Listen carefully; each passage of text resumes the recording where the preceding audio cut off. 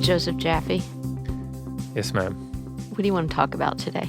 I want to talk about lots of things. There's a lot on my mind. It's a small mind, so it doesn't take a lot to fill it, but whatever you want to talk about, you tell me. Well, you wrote a new book. I did. Can I be the first to say the name Yeah. in this podcast anyway? Many have said it already. Built to Suck. You say it better than me because of my accent. I say built to suck and they go build to. So I've tried the built to suck, but yeah, built to suck. The inevitable demise of the corporation and how to save it with a question mark, because I'm not sure the corporation can be saved.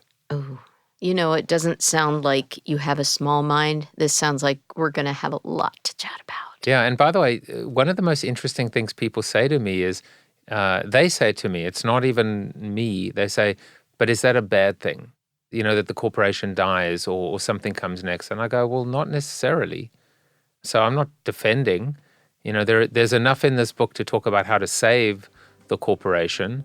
But, you know, I'm neutral here. I just, I believe best ideas should win, best people should win, and best corporations should win, and the rest don't deserve.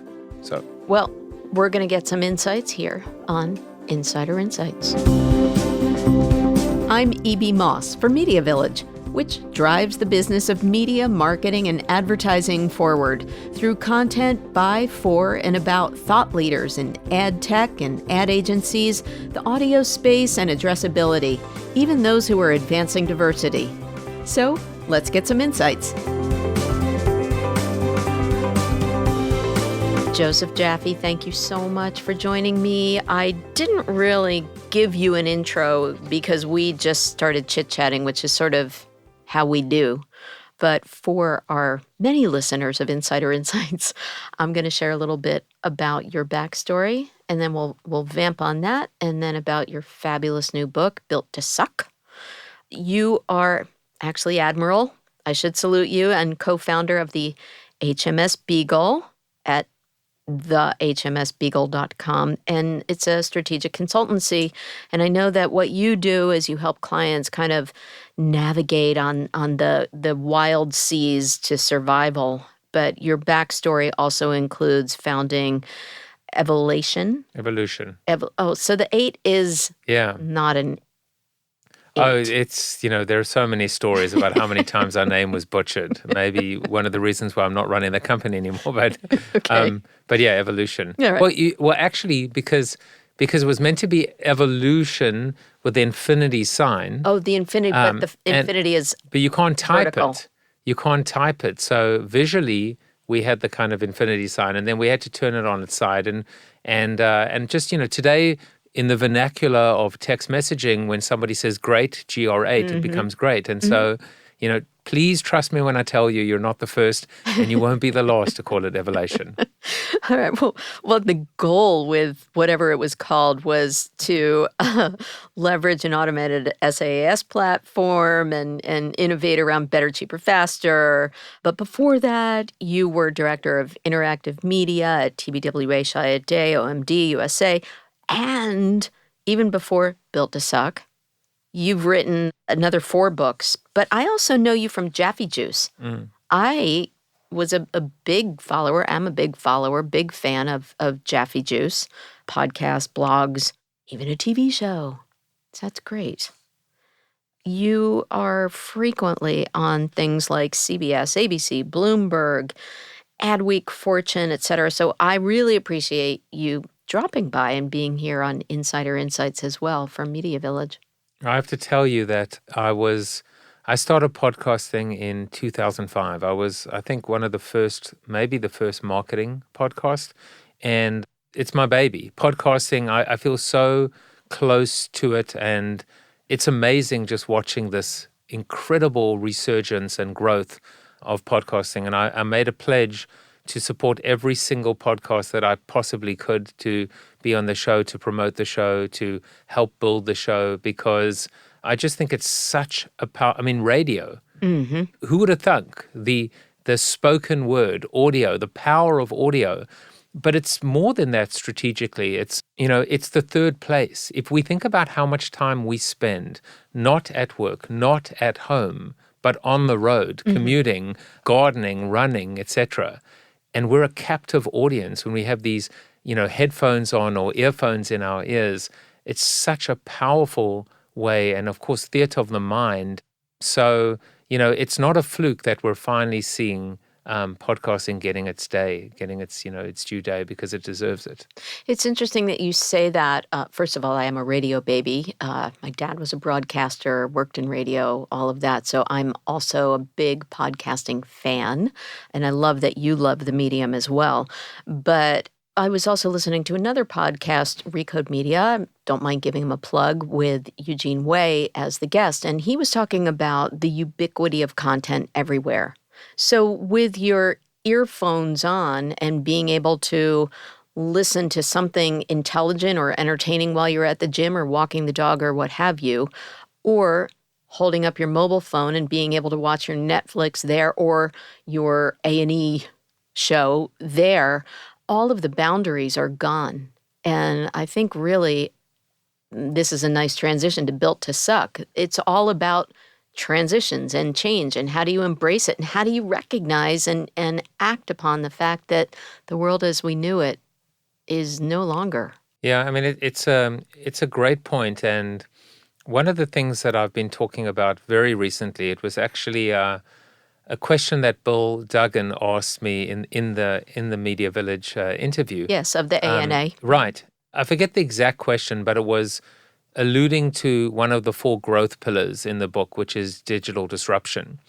What I said at the ANA in my keynote was, actually, maybe it's not about digital disruption, it's about disrupting digital.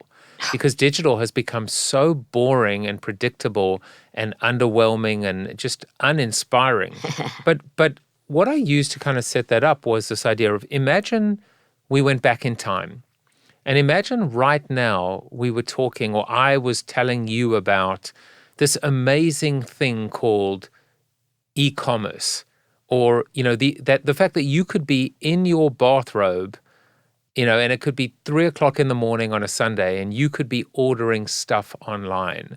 Or even more wondrous, is this thing called search, that for the first time you could pull versus other people pushing stuff at you. You could actually search for stuff that you wanted based on when you wanted it. I still believe, by the way, that the most fundamental change in all of marketing is search. Most fundamental in terms of actually reversing the entire direction of flow of information, of messaging, of transactions, and being truly customer-centric. And so the point is, if we were there and someone was presenting this to us, how would we react? We wouldn't have reacted with wonder. We wouldn't have said, I'm quitting my day job, I'm all in. We would have poo-pooed it. We would have resisted it. We would have told everyone what our concerns were. I always say it's easy to get to know. The challenge that we have as marketing professionals is to get to yes, is to find a way to get to yes and then to fight for that yes. And so for me, that's where you talk about change. The question is, we're surrounded by change, but do you recognize it when you see it? And are you prepared to do something about it? That's what separates the winners today from the losers. And certainly when you think about corporations recognizing that their entire business model, the fundamental revenue streams are being disintermediated and disrupted, can they see the wood for the trees? Can they actually, even though oftentimes it's walking right up to them and just slapping them right across the face, are their eyes open? Are their ears open? Or are they blind? Are they deaf to these signs? And they're not subtle as well. So that, to me, is, go back in time to be able to almost project yourself forward and say, I made the mistake before, but I won't make it again. I love that, and we are on the same page. It's all about the resistance to change that we have to overcome, and I think that that's a big central part of your book, the fact that you say the age of the corporation is coming to an end. So this is all because of the inability to pivot, I guess, and people not embracing the wonder of things and how they have to adjust. But talk about how you back up that claim that corporations are on their way out. Well, first of all, I write books and I call them giant opinion pieces. Mhm. They're not research papers. I actually saw a brilliant cartoon. I have one of them in my book from The Marketunist that actually said, we want to do something that's never been done before, that's completely breakthrough and original.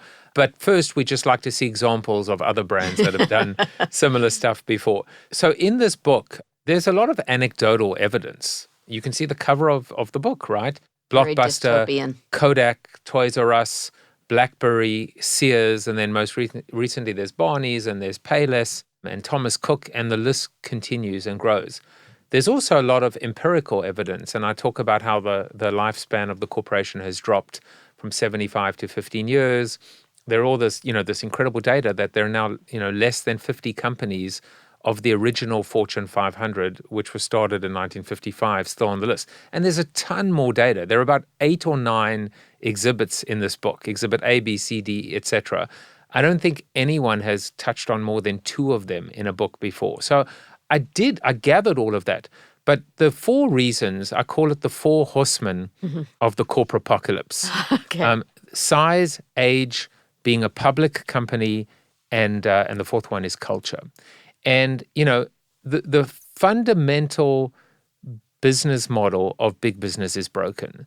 Size. Everything that was a growth enabler is now a growth inhibitor. Size, scale, economies of scale, efficiencies of scale, cost cutting, global networks, global reach. What has really happened is that the corporation has slowed down when the world is speeding up. The corporation has become too big, too siloed, too political, too dysfunctional, too conservative. And the corporation has lost its competitive edge. And then I go on, age, just being old, stubborn, set in their ways. I actually clearly say I'm not ageist, except when it comes to faceless, inanimate objects like corporations.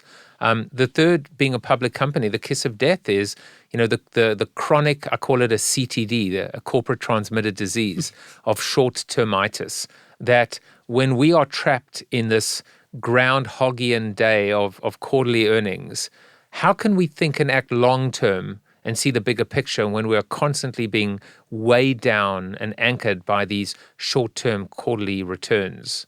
And then the 4th one is culture. And it's ironically, that is the one horseman that can actually be defeated first. But if and only if the company can get back to day one and rediscover its purpose, not discover its purpose. All of that stuff is BS. I don't know if I'm allowed to swear on the podcast. I'll have to change my settings in Apple if you Well, do. then we'll just say BS. Okay. But this whole discovery, hiring the McKinseys and the Deloittes and the KPMGs and paying them millions of dollars and spending a year and a half of time that we don't have to discover a purpose. Don't discover it. Just, you forgot it. Remember it. Go back to day one. Go back to that scrappy entrepreneurial spirit when your company, when your large behemoth today was literally operating out of a shed or a garage. So culture is the beginning of the beginning. And it's also the beginning of the end, depending on which path a company chooses. So those are the 4 reasons that I think have actually contributed towards the corporate or the corporation's demise. Right. Now, of course, you've referenced like some of the ones that you mentioned on your cover, a lot of brick and mortar stores and those even who have made the transition, pay less, whatever, which I'll personally miss. But just to parallel path it for a second, because of course MediaVillage focuses on the media marketing and advertising industry, it very much parallel paths everything that's happening in the media industry too. Size and the need for contraction, age. Well, we have ageism in terms of demographics, but we also have the aging out of the talent pool and a lack of embracing of younger talent. Corporate culture, certainly, huge aspect is the need for diversity and inclusion. On the financial side, what happened with the agency community, with procurement. So many parallel paths that are apropos MediaVillage's stance as well. And by the way, if you just talk about two things that we've seen in media, one is how history just keeps repeating itself, right? So ABC, CBS, NBC, AOL, Yahoo, MSN, then probably, I don't know, MySpace, Twitter, so you just see how these waves of big threes come and go, or at least rise, and they're still around. Well, some of them are. Actually, AOL, Yahoo, and MSN, I don't think any of them in their current form are around. But just look at those powerhouses when we look at, laddering up to Disney and laddering up to Viacom and so on and so forth. But must-see TV, must-see Thursdays, gone. We don't do appointment viewing the anymore. whole concept of and prime time. And by the way, this may sound like a controversial statement. I don't think it is at all. I would say the demise of primetime is probably the best thing that's ever happened to advertising. And the reason is an example that I actually wrote about in my first book. So 15 years ago, I call it time or lag analysis. It is the difference, or it is the amount of time that elapses between exposure to a message and the ability to convert on that message. So I'm there in my bathrobe, I'm watching ER or Friends or Seinfeld on Thursday night, and I see this magnificent commercial for a car, for a new Porsche. But I'm in my bathrobe. What can I do about it at the time? And even if I wanted to hop into my old beaten up Toyota, as an example, and rush to that dealership, the dealership is closed. So what happens, because I'm a human, I do what every human being does. What? I forget.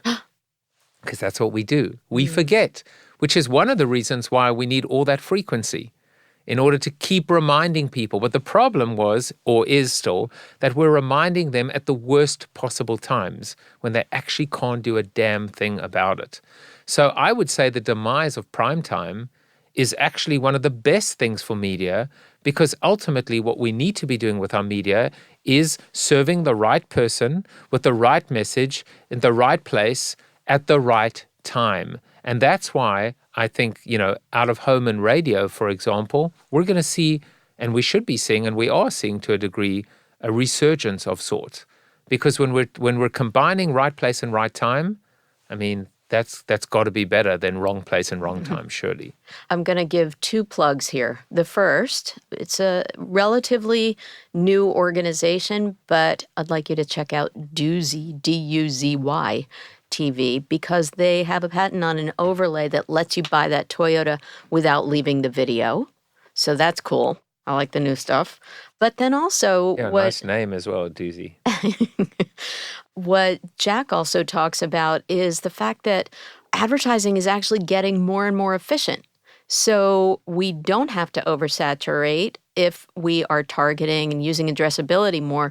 But the fact is that we have to start from what's the need, what's the solution, and how do we get the right message at the right time, blah, blah, blah. So it's got to be, what does your marketing require? What's the message that you need to get out there at the right time? I mean, I completely agree with that. And I actually, one of the things that I developed in Flip the Funnel and then later continued the thinking in Zero, which I... previous books. Yeah, which I co-authored with Martin Albarda, who was my client at Coke and then Anheuser-Busch InBev, is the marketing bow tie that takes the traditional funnel and then the flipped funnel and puts them together. But I actually talk about how the long-term vision for our business is a badly tied bow tie.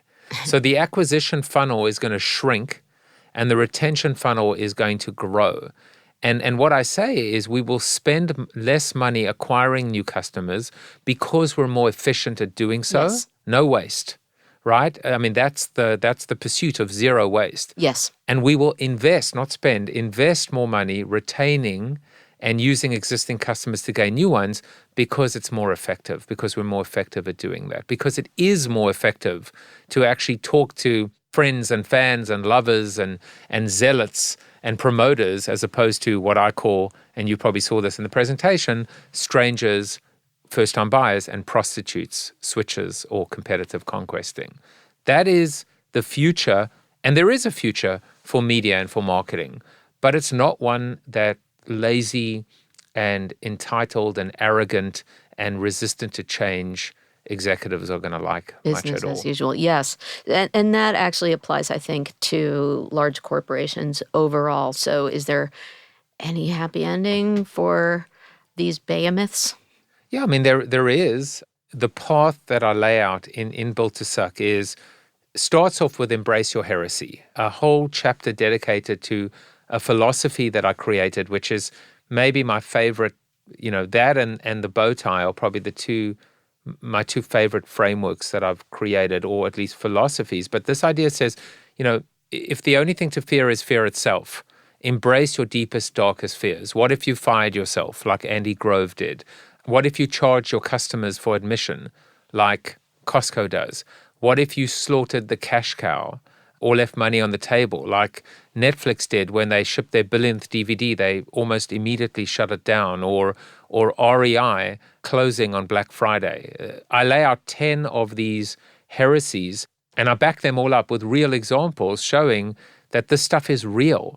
So it is a cathartic introspective that actually you've got to be able to accept and embrace your mortality and then say, well, if our time is limited, let's live large. Let's maximize this gift, this opportunity of life. And then I go into the 4 growth pillars, which are digital disruption, talent resurrection, customer obsession, and corporate citizenship. So I do believe that if a company goes down this path, they absolutely, without question, will maximize their chances of surviving and even thriving, from survival to thrival. And so thrival, you call the prime directive of growth. So how do we get there through those 4 pillars? Can you Right. be Well, more yes, specific? there are a few points. One is that the one pillar that is mandatory in terms of delivering and over-delivering is customer obsession. Mm-hmm. The other 3 are not. I mean, you can have a above average grade in the other 3, but you have to be like outperforming or overperforming on customer obsession. There is no doubt about that. The second point is the growth needs to be what I call real, authentic, organic growth, customer initiated, customer led growth, not fake, artificial, bought growth that comes through M&A, that comes through cost cutting, that comes through private equity infusion. Mm-hmm. And then the third part of that is, growing doesn't necessarily mean getting bigger. It means getting better, like growing in terms of maturity, in terms of focus, in terms of wisdom. So I think you can also grow up as a corporation. And maybe that means focusing or prioritizing. Maybe it means giving back, the philanthropy angle, the corporate citizenship. So I think that's another important point, that it is about growth. But growth means you're either moving forward or you are stagnating and therefore moving backwards. The analogy I've always used is the conveyor belt or a treadmill, right? That's time. And, as we're witnessing now, not only is the conveyor belt or the treadmill speeding up, but the incline is increasing as well. So it's getting much harder just to stay in the game. Now, of course, we know, using this metaphor, that if we stand still on the treadmill of life or the treadmill of disruption, we just shoot backwards and fly off and injure ourselves. I've done Yeah, we all probably it. It's have not done pretty. it. And if you just move forward at the same rate and pace that the treadmill is moving backwards, you stay the same. Same place. Right, you stay in the same place. The only way to actually move forward is to run or move at a pace that is faster than the rate of change. And that's progress, that's innovation.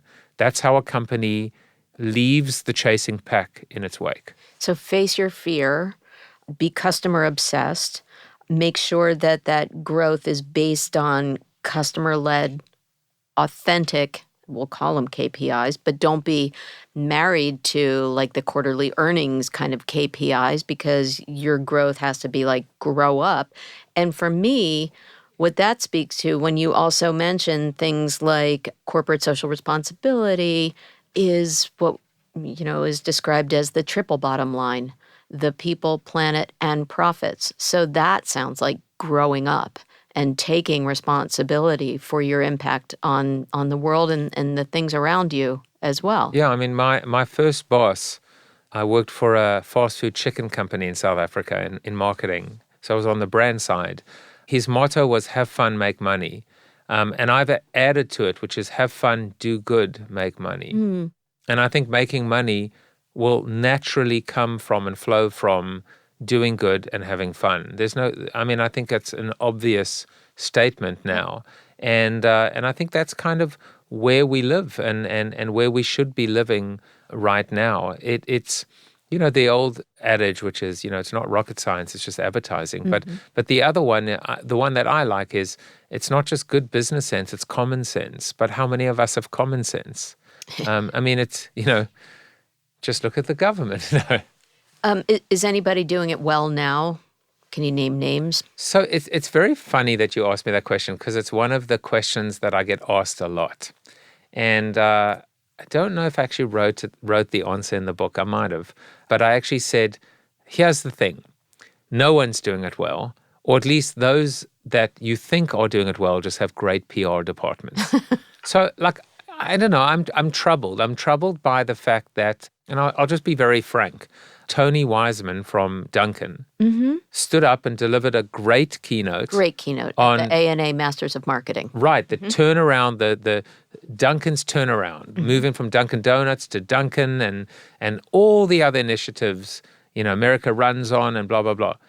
And 2 weeks ago or 3 weeks ago, not 1 month after the ANA, he's moving on.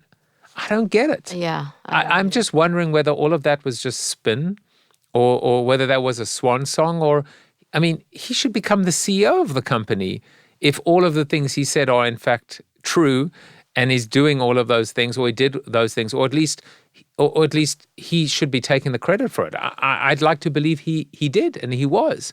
He seems like a larger than life type of guy. But it troubles me that he's moving on. Maybe he'll apply that elsewhere and take that great insight and hopefully add value elsewhere. But in an industry where the CMO tenure is so under threat, and 2 years. A Spencer Stewart, the recruiting firm, the executive recruiting firm stat or at least a slide that I showed all of the CMOs that have left their position just in 2019 alone. But the more troubling insight behind that is many of them, like McDonald's, are not being replaced. So what does that say about our self-worth or our worth as a marketing community or a media professional when we're leaving our position or we're being told to leave and they're not even replacing us? Yep. That if you want any evidence that we've been marginalized, you can take that one, unfortunately, all the way to the bank. Yeah. And so, if you're asking me who's doing a good job, I don't want to, duck the question. The usual suspects, and deservedly so, the Starbuckses and the Netflixes and the Nikes, and the Apples and the Amazons, they're all there for a reason because they are living. I actually show Starbucks how they've delivered against all four of these growth platforms from, shutting down all of their stores for sensitivity training when 2 African Americans were essentially arrested for just sitting in a store, which was, they took decisive action to mobile ordering through the Starbucks app. We've seen how, to just a little sign that says, if you're not absolutely happy with your drink, we'll replace it for you. No questions asked. You're paying enough, for overpriced, mediocre coffee. You may as well get your money's worth. So, and then there are other companies like, well, you're wearing Patagonia. Patagonia, that have changed their entire mission statement to center around saving the planet. Or one of their heresies, they're one of the heresies, which is, they basically said, we don't want people to buy more of our stuff. If you've already got it, the quality should be good enough to stay with it. But if you do want to buy something, a new item, they actually created a secondhand market for people to be able to buy and sell and trade used Patagonia product. And they're not profiting from that as well.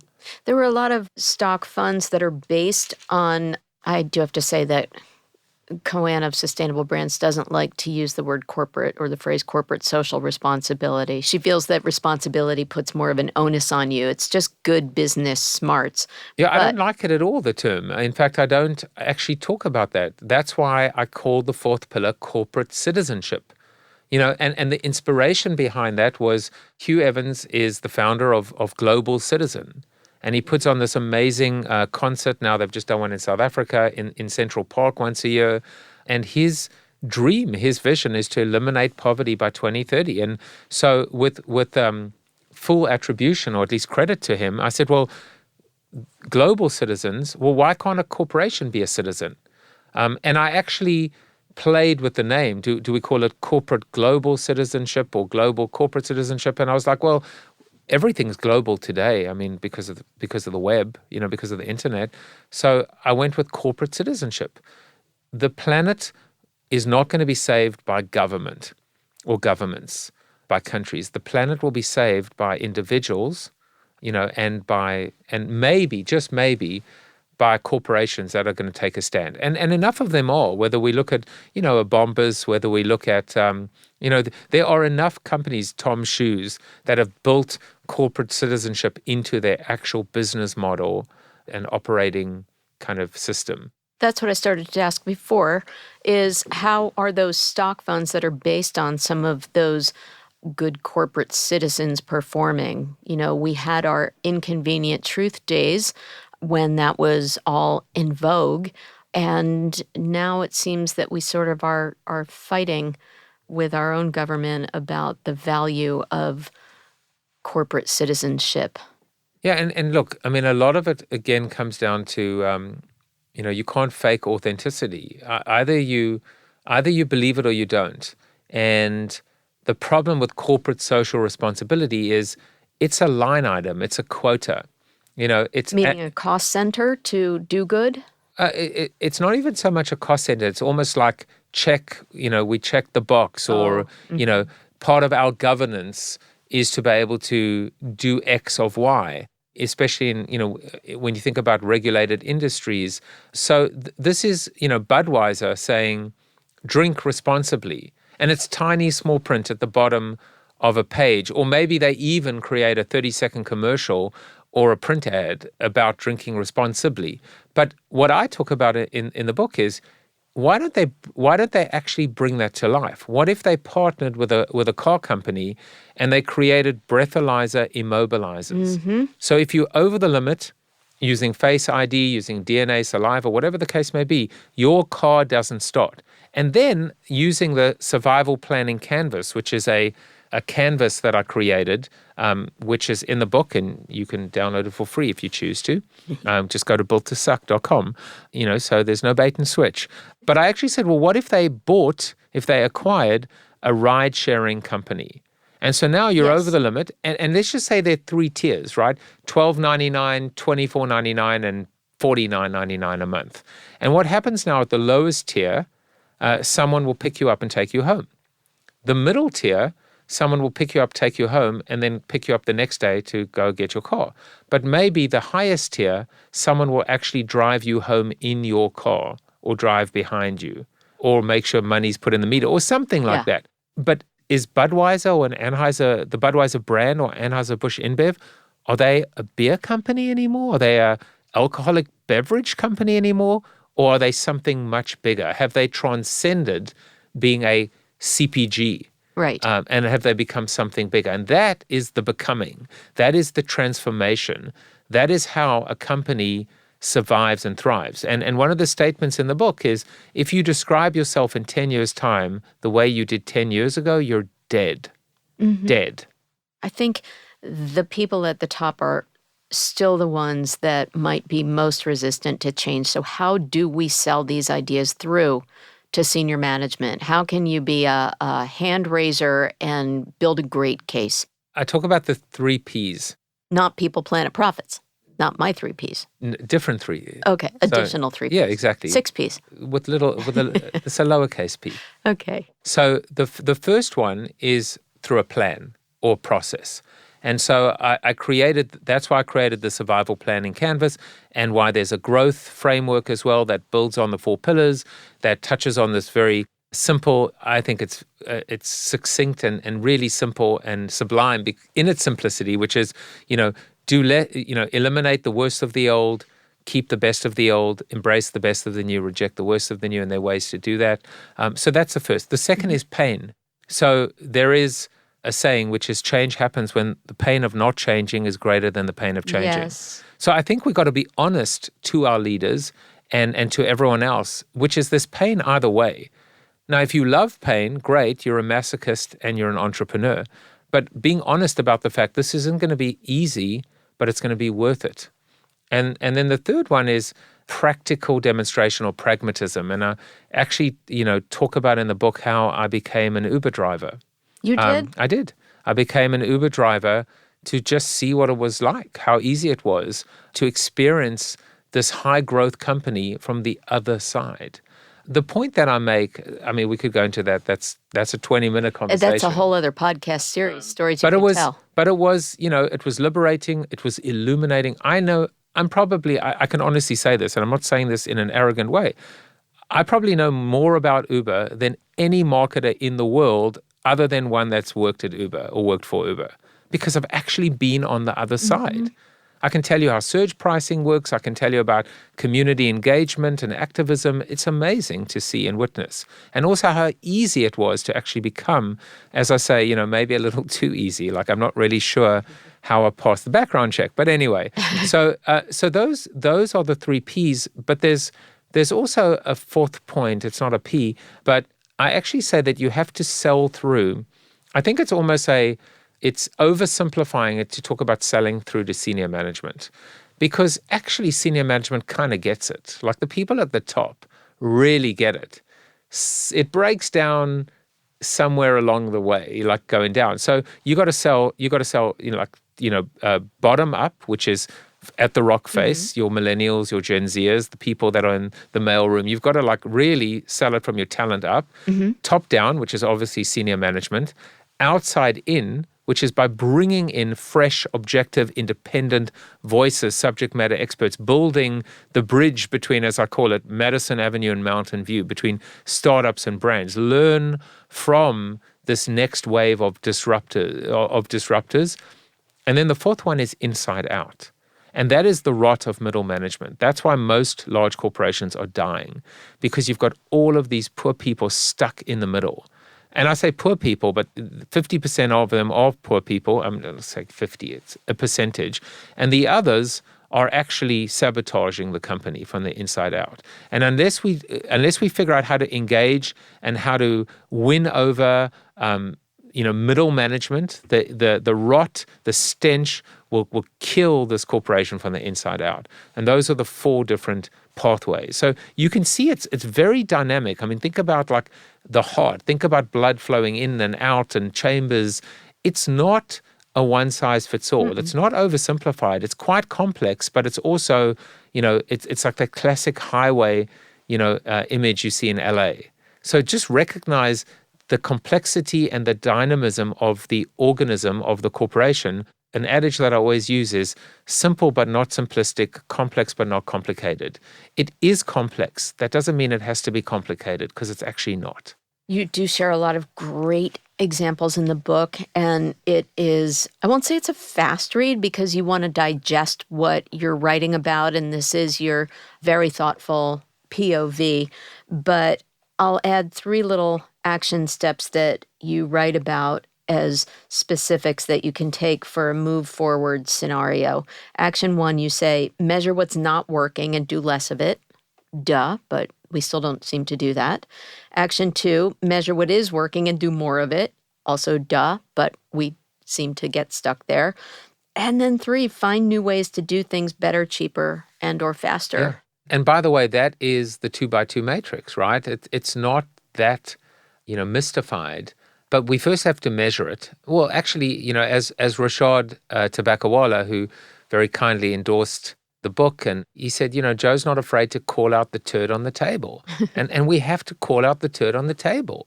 But if we're not going to. If we're going to deny it or resist it or pretend it doesn't exist, there's no happy outcome.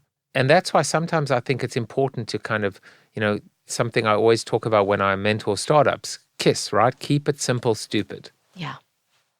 You are, as I said at the beginning of this, very much on the same page as our Jack Myers and the need for all those things that you've outlined here. It's a great read, Joseph Jaffe, Built to Suck. I look forward to having more content from you on air, on our pages, and just in the hallway if I bump into you again. Yeah, well, now I know where you live. So. Uh-oh. All right. Exactly. Is that a promise or a threat? It would be my pleasure. Thank you so Mine too. much for joining us. You're welcome. I'm E.B. Moss, and you've been listening to Insider InSites from MediaVillage. Check us out at MediaVillage.com, and I hope that you'll subscribe to Insider InSites wherever you listen to podcasts.